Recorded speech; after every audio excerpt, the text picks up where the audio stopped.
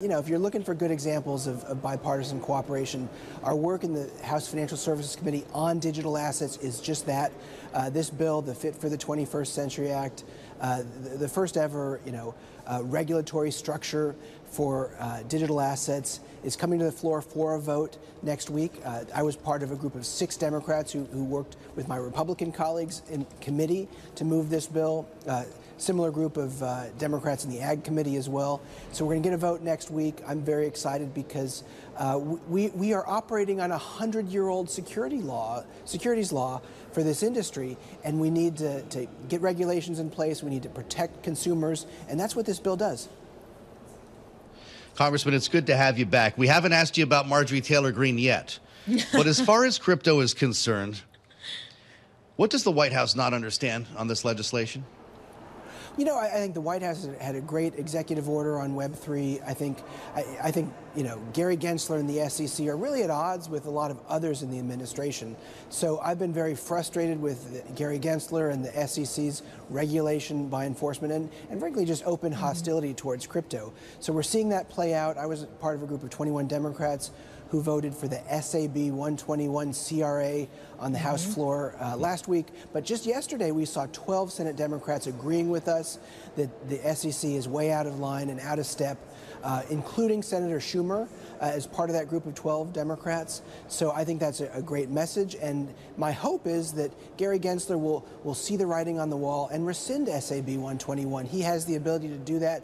And really what he's doing is making, putting the president in a very difficult position, forcing him to choose sides. He is not serving President Biden's best interest. So what he can do is he can withdraw it and work on the custodial banking piece, which is really the big policy point here that we want to get right so that, we have, Bitcoin ETFs. We want our U.S. highly regulated banks to be able to custody those assets, and he's prohibiting them from doing that.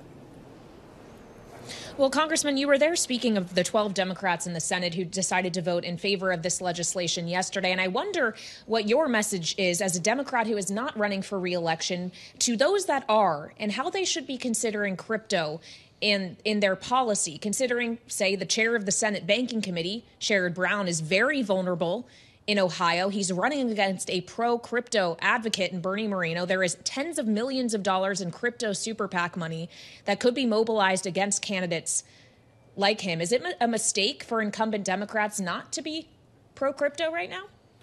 I think it's a mistake for this to become a partisan issue. 20% of registered voters own crypto. This industry is not going away. And the message I have is whether you love crypto or you hate crypto, you should want to have regulations. That's our message as Democrats. That's what the work I'm doing in a bipartisan way does. We provide regulations for this industry, and what I don't want to see is this become a partisan political issue, because Web3 should not be at all. Congressman, I'm not going to ask you about Marjorie Taylor Greene specifically, but when we look at the whole story here and what's been happening in the House of Representatives, the breakdown in decorum, the dysfunction that so many people talk about, people should know that you're a freshman congressman who's in fact in his senior term. You're leaving the House, and we can get into the reasons why, but I wonder if A, you're happy to be leaving because of the environment that you're surrounded in, the workplace culture, if we can call it that, in the U.S. House. And B, if you're on your way out of this body right now, you can do anything you want. Are you doing the risky business dance in the rotunda? Like, what do you do when you have free reign on your way out the door? Well, I am not retiring voluntarily. My district got gerrymandered away from me. I love this job. I have a lot more work I want to get done. So we're working twice as hard to get things done while I'm still in Congress. There's future elections for me. But the point that I think is really important for anybody watching, the chaos and confusion that we see playing out in Congress, there is one thing to blame, and you can put your finger right on it, and it's clear as day.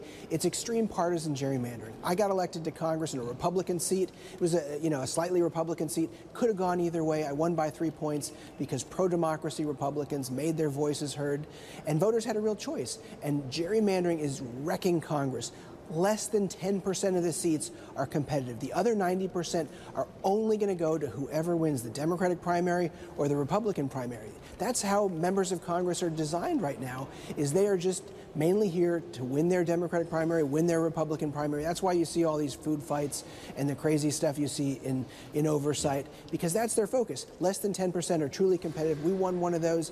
So the answer is nonpartisan, independent redistricting. That would totally change the face of Congress. You would get so many more people who are just focused on getting things done and working across the aisle. That's what we need a lot more of, and we're going to have fewer and fewer seats that are like that. We're losing mine. That's one example, and it's the thing that we got to change if we want to get sanity back in Congress.